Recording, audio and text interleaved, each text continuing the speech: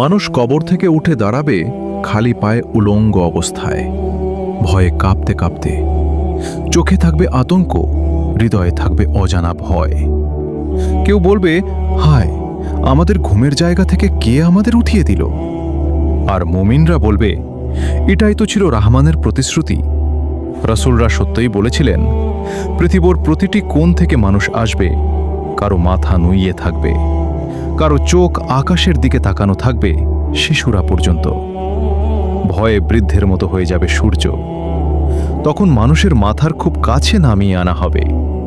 ঘাম ঝরতে থাকবে কারো ঘাম হাঁটু পর্যন্ত, কারো বুক পর্যন্ত, কারো আবার কান পর্যন্ত পৌঁছে যাবে।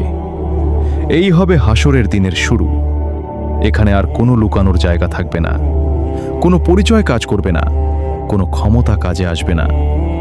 এখানে থাকবে শুধু একজন বান্দা আর তার রব। আর সামনে অপেক্ষা করবে সবচেয়ে দীর্ঘ সময় হিসাবের অপেক্ষা।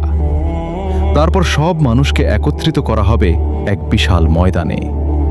এই ময়দান হবে, এখানে কোনো পাহাড় থাকবে না, কোনো গাছ থাকবে না, কোনো ছায়া থাকবে না, শুধু সমতল ভূমি আর অসংখ্য মানুষ।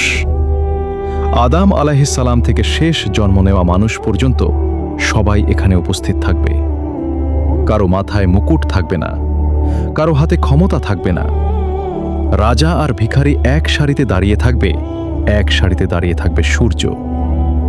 তখন মানুষের মাথার এত কাছে নামিয়ে আনা হবে যে তার তাপ সহ্য করা অসম্ভব হয়ে যাবে। ঘাম ঝরতে থাকবে, কারো ঘাম গোড়ালি পর্যন্ত পৌঁছাবে, কারো হাঁটু পর্যন্ত, কারো বুক পর্যন্ত। আর কারো কারো ঘাম মুখ ও কান। কেউ কারো জন্য কিছু করতে পারবে না। আর যারা পার হয়ে যাবে তারা বুঝতে পারবে এটাই ছিল সবচেয়ে বড় মুক্তি।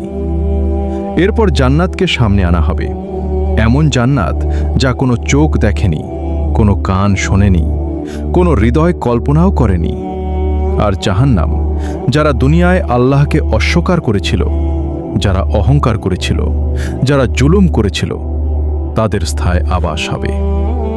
তারপর ঘোষণা করা হবে, হে জান্নাতবাসীরা, তোমরা এখানে চিরকাল থাকবে, কখনো মৃত্যু নেই।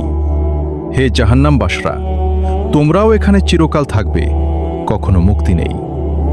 ঠিক তখনই মানুষ বুঝতে পারবে আসল যৌবন এই দুনিয়া ছিল না।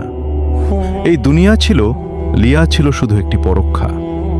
আর এখন পরীক্ষার ফল প্রকাশ হয়ে গেছে। এই ভিডিওটা যদি আপনার মনে ভয় আর উপলব্ধি দুটোই জাগিয়ে তোলে, তাহলে এখানেই শেষ করবেন না। যদি পরের রহস্য জানতে চান, কমেন্টে আল্লাহ লিখে জানান। পরের পার্ট খুব শিগগিরই আসছে ইনশাআল্লাহ।